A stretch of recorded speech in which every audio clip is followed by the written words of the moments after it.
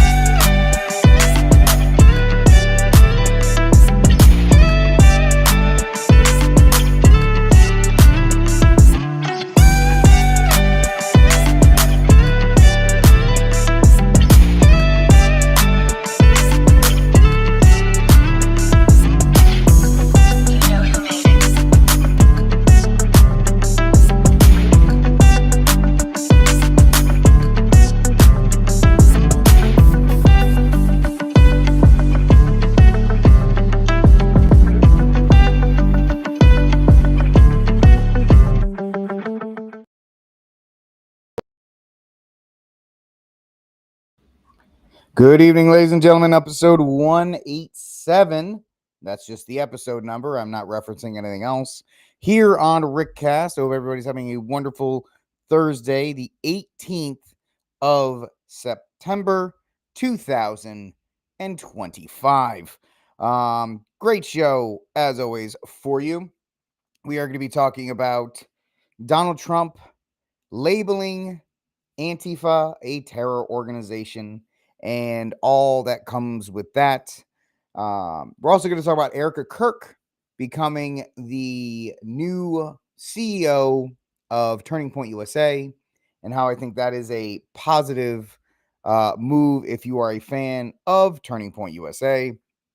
I don't really know what else we're going to talk about because I do want to give myself time before I do news from the pew with Mr. Cunningham at 8:40 Eastern time. So I want to make sure I wrap up. It looks like Monday and Tuesday are going to be more of the long form shows because I don't have anything pressing right after.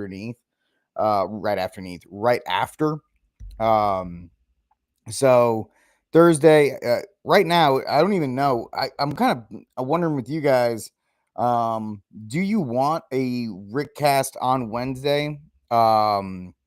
Or should I just focus more on the Council of St. Michael? I'm kind of going back and forth on that because I don't want to put one half in each and not give 100% to either one. So I'm dancing around with that idea as well.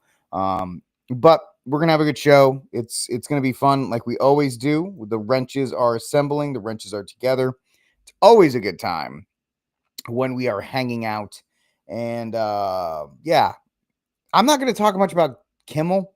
I think everybody in the right wing space has pummeled it to death. I mean, we could talk about it quick. We can definitely discuss it. And I don't know. Here's my thing. I don't know what the end of the Jimmy Kimmel thing is. Everybody's assuming it's over. Disney's already said they hope to have the show back on soon. What does that mean? On Hulu? Because there's no FCC licensing required for Hulu. On YouTube, like what is the end game here? It's not finished. So I don't really. Everybody's covering it like it's finale, like it's a fini, like it's done, and it's not. It's not done. So we'll see about that. And so forth. Amy, the fact that you're here, we all are greatly appreciative of what you are. The fact that you're here as one of our wrenches in the toolbox. Nobody's dumb. As long as there's this guy behind the microphone talking, nobody in the chat is dumb. I guarantee you that. So yeah, we're going to talk about that, and I'm going to give you some examples of Antifa and what the fact is that they are, and how they can be designated as a terrorist organization. Although it's going to be funny when I talk to Steve about this very topic on News from the Pew. I already know where Steve's going to come at the whole designating Antifa a terrorist organization kind of deal. It'll be fun. I need to get my mental strength up so I can play the straight man to Steve Cunningham's stuff. I think that's the kind of show we're developing, and I appreciate. I love Steve, and I think that it makes the show more interesting when we kind of go back and forth instead of me just kind of agreeing with him on anything. So, all right, ladies and gentlemen, let's see. What else do we have? No. I mean, talking about the St. Michael show, the St. Michael show got a lot of positive feedback. A lot of positive feedback from everybody I talked to. One of the highest watched shows on the YouTube channel. Almost 700 people on X watched it last night. So we did that. Bellator, I get it. I understand it's going to be used against us, but the idea that the union's going to be around long enough for that to happen. I don't know. I don't know if that's really a thing that people are really super worried about at this point. I think everybody's just trying to hold on to power. I'm not saying that's a good excuse for it. I'm just saying that The left's already been doing it in a lot of ways. So it is what it is in that regard. Let's get to it, ladies and gentlemen. Here on RickCast. So do me a favor, like, subscribe, share, hit the notification bell if this is your first time hanging out with us. If it is not, everybody knows what to do with the show. Spread it around. Take the link and spread it and get more people involved. I'm usually a little bit more I have a little bit more energy than this. But let's get to it. I will shut my face and get to the first story of the night. But before we get to our first story of the night, ladies and gentlemen, I want to thank our sponsor, tradflags.com. I actually have another sponsor, another affiliate promo deal in the works. I finished it. I sealed the deal today.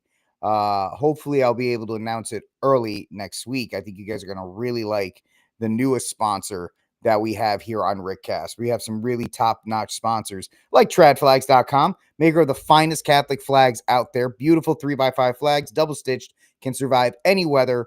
They have every single month. There's a special dedication. This month is the Seven Sorrows of Mary. Next month will be for the Holy Souls in Purgatory. Oh no, that's November. What is October? Since I was on a semi-roll there. I know November is the Holy Souls in Purgatory. We're going to find out right now, ladies and gentlemen, here at tradflags.com. This is all you got to do. You got to go to the site, and then you say, October is Our Lady of the Rosary flag. Beautiful flag. Absolutely stunning. Looks great in your front yard.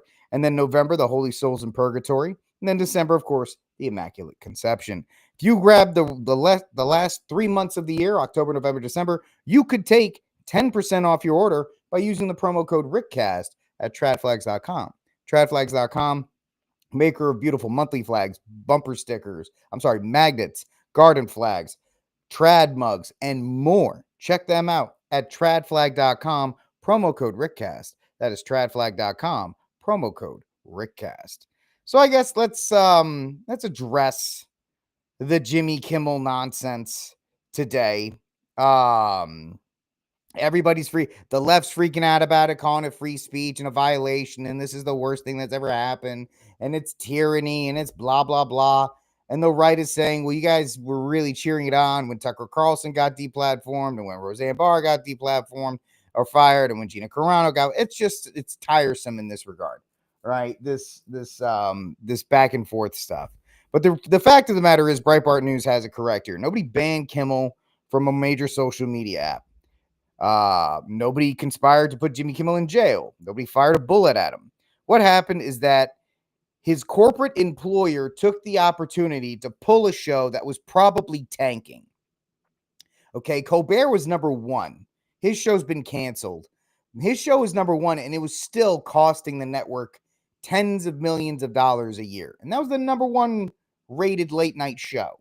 Jimmy Kimmel, I think, is either second or third.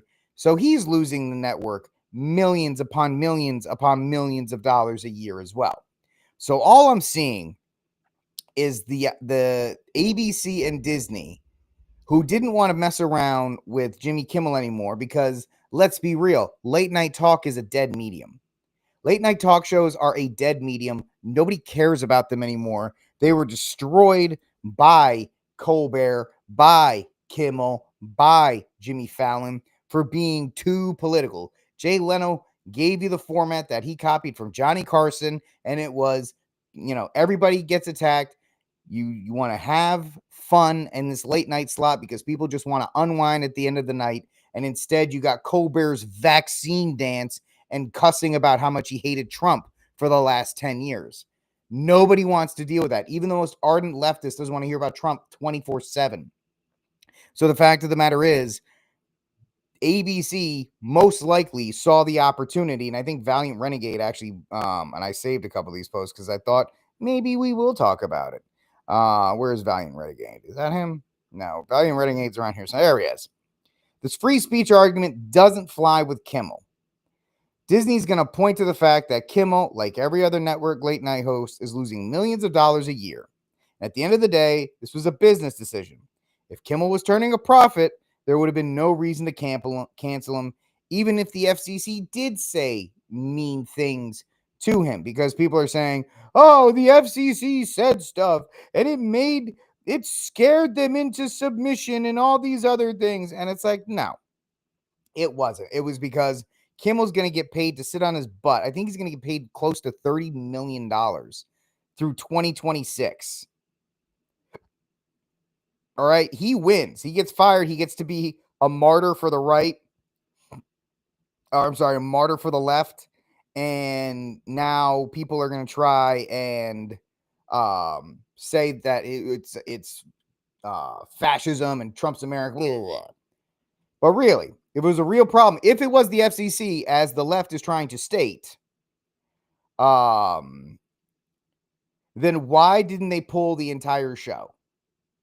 Like, technically, Jimmy Kimmel's show could continue with a guest host. They just fired Kimmel. The show didn't lose its license or didn't lose anything. Disney could have said, go out and apologize, and that would have been that. By the way, Jimmy Kimmel is being ultra brave and says he won't apologize because he's super brave in that regard. But Disney could also make Jimmy Kimmel a Hulu streaming show because there's no FCC regulations around streaming shows. If they were desperate to keep if they thought Jimmy Kimmel was an asset. So they could be like, oh, he's going to be a streaming exclusive. They could put it on YouTube. They could stream it on YouTube for half the money or any of these other kinds of things. So they were losing all kinds of money on Jimmy Kimmel for nothing. And Sinclair and Nexstar, which were the affiliate stations, said we're done, and that's it. And that gave them a perfect reason to say, oh, we got to pull Jimmy Kimmel's show because everybody's just so mad. Get rid of it right now. And that's kind of what happened.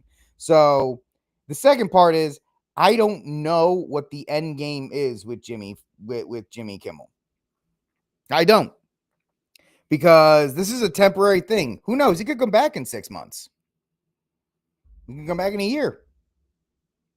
His contract, he's still on the contract through May 2026. He could start off New Year's Day again after all this stuff calms down. So I don't know what the end game is. Everybody's celebrating this stuff, and that's great, and I get it, and blah, blah, blah. But I think we're a week and 1 day past the assassination of Charlie Kirk. Emotions are still running high, and everybody's still trying to get their own pound of flesh from whoever they can get it from, especially in right-wing media. So we'll see. That's I'm going to take a wait and see approach to this whole thing. Anyway, where was it? Anything? Yeah, Amy, every month I go to tradflags.com and I take their flag and I put it as my header because I love the flags at tradflags.com. And I was doing that before they were a sponsor of the show. They're all beautiful images on that site. So that's the Jimmy Kimmel thing. It exists. It's another scalp in the culture war between the left and the right. The left did it when they ran around and they were, during the first Trump administration, and they were canceling people, Roseanne and all this other stuff. And now the right's doing it because the pendulum swung back this way. Of course, I will caution people to say that the pendulum doesn't stay on one side forever. It will eventually swing back, and we're going to see a bunch of other things that will take place. So celebrate it if you want. I know it's great for, content creators to talk about, and every content creator on the planet. It's interesting to see like the entertainment shows like WDW Pro and some of the others cover like Charlie Kirk and all that stuff. I'm going, y'all gotta stay in your lane. This is just kind of weird when you guys are talking about it, but hey, whatever. That they're more successful than I am. They have hundreds of thousands of subscribers and viewers, so maybe they know what they're doing. But this idea, 4 people got fired for celebrating Charlie Kirk at your work, Catholic Jedi, that is nuts. I mean, it's kind of good, and it's going to dovetail us into this next topic on this show here on RickCast. And that is the whole concept of Trump designating Antifa as, I like how Ground News has to say, the anti-fascist Antifa, which they just said Antifa twice, because they have to say, well, Antifa means anti-fascist. Well, that's great. I'm sure you guys have never heard, trailer parks that are called the Sunset River Valley, and they don't really look like the Sunset River Valley, but we don't say the trailer park named Sunset River Valley. That's not the Sunset River Valley. You know what I mean? Like all these, trailer parks are the worst one now are your zero lot line homes or zero lot line subdivisions. They all have these beautiful exotic names. The Twin Rivers on the Twin Rivers on the rocks, and you go there and like, this subdivision sucks. Sorry for the cussing, but they all have these gorgeous names. So we have to take oh well, they must be anti-fascist. Anyway, you could tell I'm just kind of rambling now. But Donald Trump, well, I'll give you video because I'm kind of stumbling tonight, and video helps me. Now, this is Kimmel, but I will just replace it. So give me 2 seconds. As we talk about the fact that it technically fits, and I'll talk about it on the backside. President Donald Trump says he's designating Antifa, the far-left anti-fascism movement, as a major terrorist organization. On Truth Social, Trump called Antifa, quote, a sick, dangerous, radical left disaster, unquote, and vowed to investigate its funders. A White House official says it's part of a broader push to target left-wing groups accused of, quote, fueling political violence, unquote. The announcement follows the killing of conservative activist Charlie Kirk, which officials have linked to what they claim is, quote, coordinated left-wing activity, unquote. But it's not clear how the designation would work.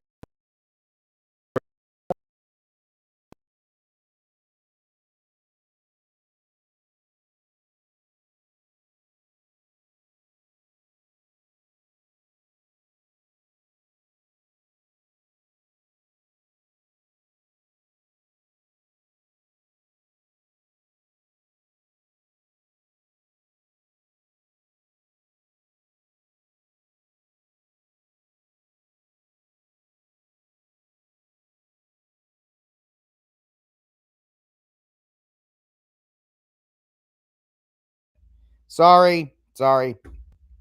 I only mute it so I don't say anything stupid during the video, and then I make all these other points. So what I was saying is that, guys, once one person says it's muted, I got it. But I'm not being a jerk. I do appreciate everybody else saying it. It's just kind of funny because there's like 4,000. You're muted. I got it after the first one. Eventually. Anyway, like I was saying, CNN wants to say, well, there's no evidence that there was left-wing organizations when we do. At least if you want to believe what the FBI says. The FBI says that the Troon community in Salt Lake City knew about it. And that the socialist gun clubs, which they're all over the place. There's a socialist gun club in Austin. There's a socialist gun club in Fort Worth. They knew about it. Those are definitive left-wing groups. And you're seeing how CNN is kind of muddling this. Well, Donald Trump and the administration thinks that it's tied to left-wing terror. And it's like, no, it is. Don't do that. But of course they do that. So they do. Anyway. Coordinated left-wing activity, unquote. But it's not clear how the designation would work. Experts note that Antifa isn't a formal organization. You know what else isn't a formal organization? CNN and your experts? ISIS. You know what ISIS and Antifa have in common? They have a flag that they march under. Antifa has a flag. Antifa has websites where you can be a member of. Antifa has stores with merch that you can buy from. Antifa is an organization. You know why they don't have a central command structure? So they don't get arrested. Also, the idea is that this Antifa is also an international organization. So this opens up a huge treasure trove of things that you could pursue them on. I believe RICO I think RICO is being mulled about as well, Mark. Mark in our chat room says, seems like RICO should be charged. I think they're looking at things like RICO. And I'm fine with this. And I know I'm usually like, you got to watch out because the left is going to do it. Listen, the left is going to do it anyway. So if you can smash a little bit of their power structure, so they're weakened, I'm actually okay with it right now. And if you think about this, another thing they'll say, like, well, there's no link to a central command structure, and we really don't know what they've done. When you and I know that what the blue bloody that was weird. Anyway, hold on a second. I actually have this was supposed to be a much smoother transition than what it is. But when you look under Antifa, you actually have violent activism all the way back to 2017. Milo Yiannopoulos at Berkeley. Then you had 2017 when Donald Trump was elected. We all remember they were looting and rioting in the streets in DC. Then Portland, Oregon. Anybody want to talk about Portland? The fact they set up a Chaz, they stormed just because the politicians went along with it doesn't mean it's not terrorism. They set up their own independent union, their own independent country, for lack of a better term. So those are just three. Then you had the entire Black Lives Matter riots in which they were arm in arm with Black Lives Matter activists. You have the fact that they are always marching. They are always made their presence known. Nobody talks about May 2020, in which half of DC was lit on fire. All right, that they didn't light it on fire by itself. Antifa lit DC on fire in May of 2020. So Antifa is a terrorist organization, even though it does not have a formal organization, because guess what? Even though they're a bunch of gay, race, communist, feminists, the people at the top organizing it aren't stupid. Just everybody at the bottom. The pawns are dumb. But the organizers at the top, you know what they don't do? They don't have a CEO page about us. I'm the CEO of Antifa, and this is what I do. No, they don't have that kind of stuff. But of course, that allows CNN to go, oh, well, they don't have an actual official structure. It has no central leadership or headquarters. Yeah, neither does ISIS. Or neither did the Taliban. The Taliban was a bunch of caves in Afghanistan for 15 years. It's not like you could send a postcard to the headquarters of the Taliban. Oh, Taliban, one rock way. And then send him a postcard like, hey, buddy, we couldn't even find Osama until we found out he was in Pakistan. Sorry, I have to do the way Obama does it because it's so annoying. In Pakistan. Dude, it's Pakistan. Like, just like be an American. But the fact is, the way they want to say these kinds of things, right? The way they're like, well, there's no central organization or headquarters. Like, this is Planned Parenthood. Or, or like this is Turning Point USA or any of these other groups that have to have, right? They don't have a 501c3. But that's how the legacy media clouds this argument. I'm fine with it. I'm fine with them, going after Antifa. Totally fine with it. I know Steve's going to have a problem with it tonight. We're going to have some fun where I'm going to talk back and forth with them a little bit. I'm going to play the devil's advocate to all of these things because it's actually kind of fun to do so. But the fact of the matter is, CNN and the left-wing media is going to say, well, how do they do it? Because there's no central organization. Yeah, well, that didn't stop the other terrorist organizations that we've apparently been fighting. The drug cartels don't have a central organization. Although they did, which was the reason why Mexico fell into turmoil for as long as it did, because we killed the head drug dealer. Anyway, bad example. But yeah, that's making it difficult to define who or what would be targeted. You know who's targeted? The people that show up at the rallies. Sorry, that's actually a pretty simple way of putting it. The people who show up at the rallies are the ones that will be designated. All right, and this is what Trump said. And you know what? You guys are lucky. You're getting the Trump voice tonight. I'm pleased to inform our many U.S.A. patriots. I have to say the period, right? That I am designating Antifa a sick, dangerous, radical left disaster as a major terrorist organization. I will also be strongly recommending that those funding Antifa will thoroughly investigate it in accordance with the highest legal standards and practices. Thank you for your attention in this matter. So there you go. It's been done. I'm fine with it. I know some people have a problem with it. The argument Bellator made, which is a lot of people say, right? Well, we're going to do it. What happens when they come after Turning Point? What happens when they come after LifeSite? Like they haven't. Like they didn't embed FBI agents in trad groups. Guys, they already did it. Hell, some of them are still doing it now. But if we can go after, dude, Mark, I was just about to get that. If Trump really had the stones, he would make Black Lives. He'll never do it. He'll never do it because he's worried about losing whatever black vote that is there. Believe me, if they're Black Lives Matter sympathizers, they're not voting for Trump or JD Vance or any other Republican ever. That's the one I think, Mark, I'm with you. That would be amazing to see Black Lives Matter be labeled a terrorist organization, because they are. 3 angry lesbians that started it, and all they do is exist to cause strife, and they don't build up. If Black Lives Matter was ever really concerned about Black lives, and I used to say this back when I was on Catholic radio, I was one of the first people to say it.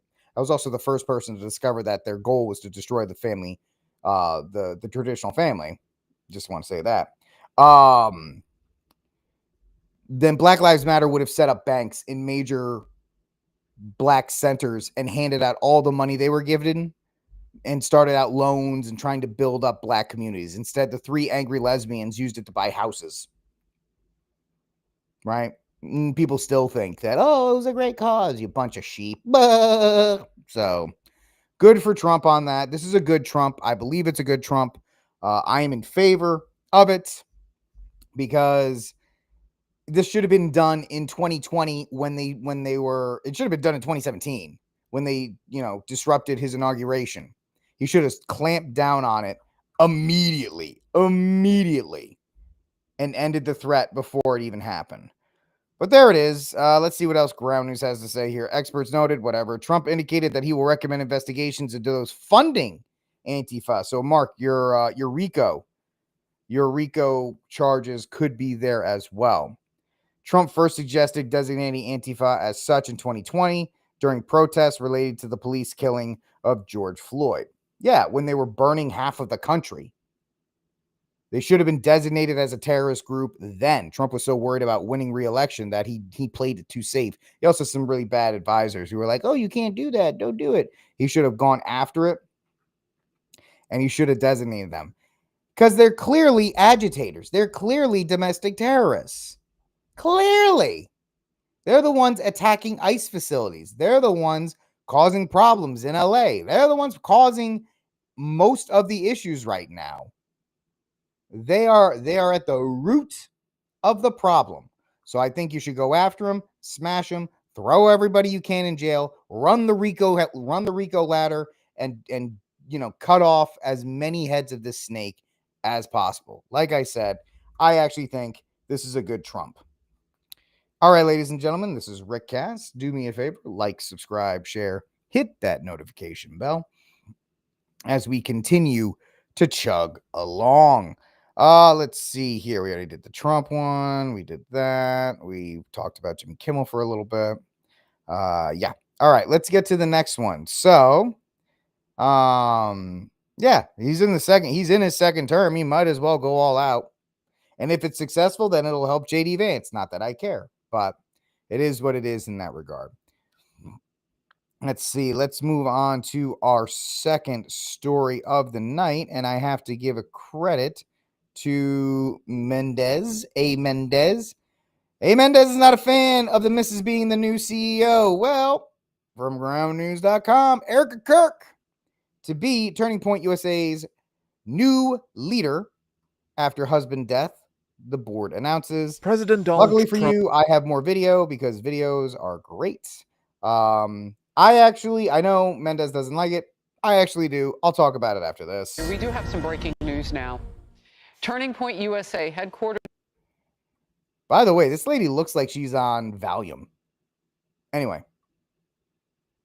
in Phoenix, Arizona, has just announced that Erika Kirk has been elected the new CEO and chair of their board. That organization has explained it this way on X.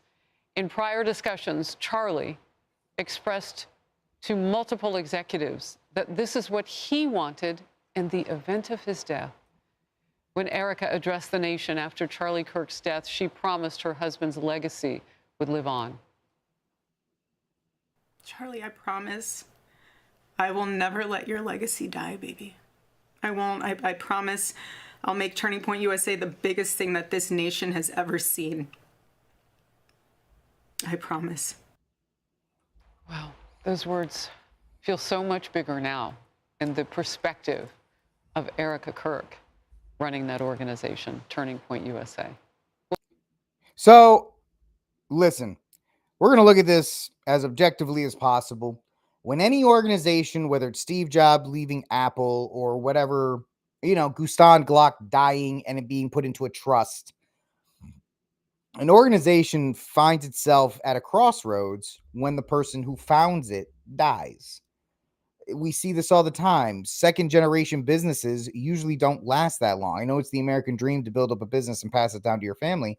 A lot of second generation businesses don't last because the kid, especially nowadays in the age of the collegiate industrial complex, saying, well, go off to college and find what makes you happy. Back in the day, if you started, if your dad was a blacksmith, you trained as a blacksmith and you were the blacksmiths. That's why you were the smiths.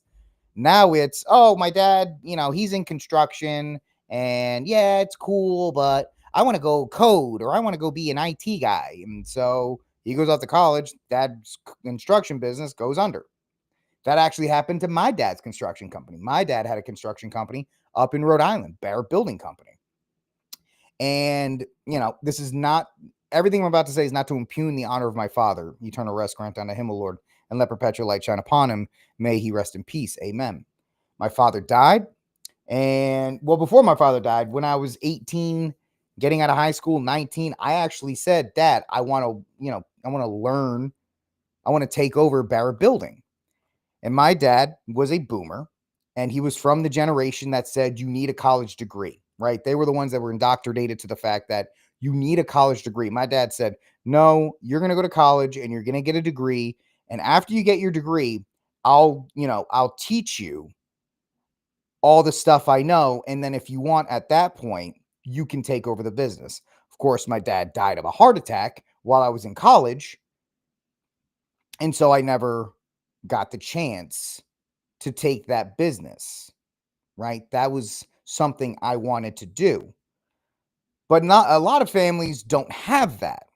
Of course, my dad, I think I give my dad credit because I was kind of a screwball when I was 18, 19 years old. And I think he was looking at it like, you don't want to go to college. You're looking for an excuse not to go to college. Hindsight being 2020, either way. Yes, Peter, that's exactly what I'm trying to say, right? They get degrees in communications. They get degrees in all these other kinds of things. A, because they kind of feel like, oh, well, if things go bad, I can fall back on my parents' business. And B, they just grow up being told to do something else. But when a company has a change from the founder to the next generation or the next iteration of that business, it's always a very, very tenuous time. So the idea, Ben Shapiro owns the Daily Wire. He co-owns it with somebody. Right now, in this tumultuous time that Turning Point USA seems to find itself in, I think Erika Kirk is a strong and good pick for two reasons. One, she was Charlie's wife. So if anybody has an insight in the direction of where the company should go, this is just an honest assessment, then she would be the best bet for that. The second,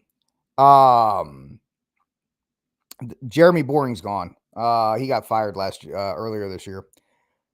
The second thing is Turning Point USA as an organization needs to reaffirm, especially in the wake of the death of Charlie Kirk, that it will still pursue the mission that Charlie Kirk started, right? That he started. So it is something that's very interesting in this regard. I think it's a good pick if it's all on the up and up. I know my chat, the wrenches are not very trustful. They think the Daily Wire is scheming to take over the Turning Point. Who knows? Maybe, right? Maybe that's why Turning Point put Erika in charge, because you would think Erika Kirk, because it is the last thing she has to connect herself to her husband, continuing his legacy, will be a staunch defender in what Charlie believed. You put and that's the hope when you put family in there, because if you put a buddy in, well, he was my closest CEO. Let's just be real. Look at Apple. Tim Cook dies, and what's his face? No, I'm sorry, Steve Jobs dies. Steve Jobs dies. Tim Cook takes over. Tim Cook, regardless of his personal affiliations and what he does in his private time, I know he's an industrial engineer, and he's an amazing industrial engineer. You know what he's not? He's not a visionary.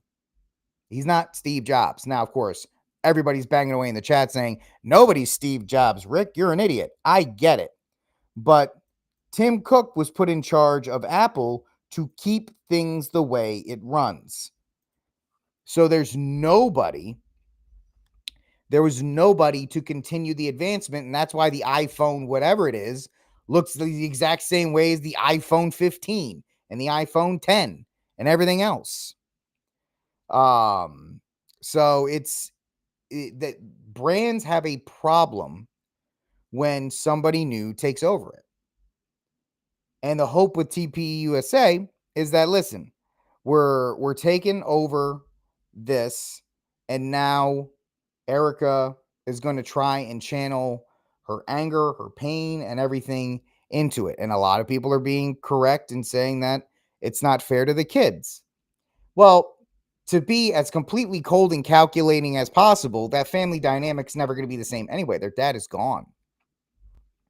And some of you are going to start coming after me saying, well, then her mom needs to be there and do. I get it.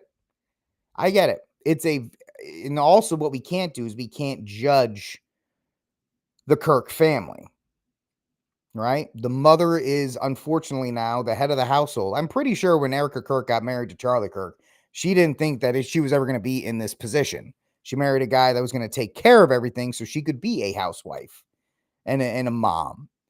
But now there's a position where the livelihood and the legacy of what her husband did is in jeopardy. And maybe as a wife, she feels it's her job to defend said legacy. Listen, Mendez is going off on me in the chat room. Do I look like the guy that would support the idea of a woman being in charge of anything? Have you not watched this show in any way, shape, or form? I'm kidding, obviously. I am the number one guy that says a woman should not be in charge of these things. Maybe this is a 6-month thing. Maybe it's a year thing. Maybe it's a temporary position while they figure things out. I mean, Michael, I'm going to put the chat up because the chat's absolutely killing, as the wrenches always do. I don't care about T Pusa either. Listen, T Pusa has a lot. It's in the headlines right now because of it. What about in 6 months? What about in a year? Right? That's the big thing that's going on. Is I don't really care about the direction T Pusa goes. I know the rest of the conservative landscape is looking at it this way. Yeah, she'll probably turn into another conservative girl boss. She probably will. You guys are right. I ain't arguing with you on this one. I'm giving you the strategic reasons why. And I can say these things without agreeing with them. That's what makes me amazing in this regard. I don't have to agree with anything I'm saying, but I can at least spell out the reasoning that I'm seeing behind it. Honestly, I didn't sign up for TPUSA. I didn't donate to TPUSA. I didn't buy a shirt from TPUSA. I didn't buy any of these things. And I won't. Now, I won't chastise anybody that supports them. If you want, you have a right to do whatever you want. But from a business standpoint, a lot of you guys are emotional right now. A lot of you guys are looking at it one way. I'm looking at it straight from the business aspect. How do you keep this thing going? Matt Walsh is not leaving the Daily Wire to run TPUSA. If Matt Walsh is leaving the Daily Wire, that he's going to become a documentary director. He's going to become a documentary director because that's where his passion is, in documentaries. That's what he's doing. He's not going to go take over an organization, right? None of the big seats that we're looking at. Oh, well, this person should take over. This person, nobody wants the job. Nobody. It's like when a head coach leaves a job and the next guy, the first head coach after Tom Landry, is not a great head coach. Actually, that's not fair because that was Jimmy Johnson. The head coach after Bill Belichick, that guy, I forgot his name. He got run out of town after a season. Most head coaches after the legendary one, they bomb because nobody wants to take it over. And nobody, what does Matt Walsh get from taking over the TPUSA? Because it's going to constantly be compared to Charlie Kirk or whoever. They're going to be constantly compared to Charlie Kirk. You know what? You put Erika Kirk in there, who's going to question what they do? Because she can say Charlie would have wanted it that way, and then they can move on. Now, whether this is a 6-month, 1 year, 2-year stint to right the ship and get it through the storm, possibly is the best move. So it is what it is because they don't want to be you people with your codes. Yeah, I know. I'm not trying to be mean to a widow. Or maybe you're talking to the people in the chat. I'm trying to be respectful of the fact that she's in a tough situation. Yeah, she's got 2 kids.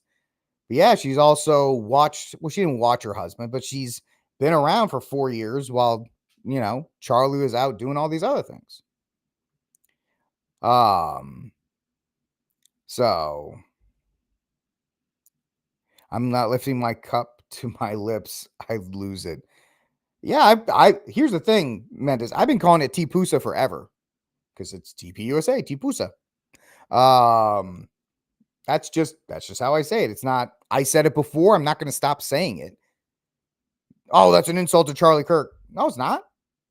Charlie Kirk and Charlie Kirk's widow, Erika, do not care what I say. I am a nobody. But the fact is, I think it's a smart move on their part. I do like the fact that you guys are disagreeing with me. But that's my thought on those two. That's my thought on that story.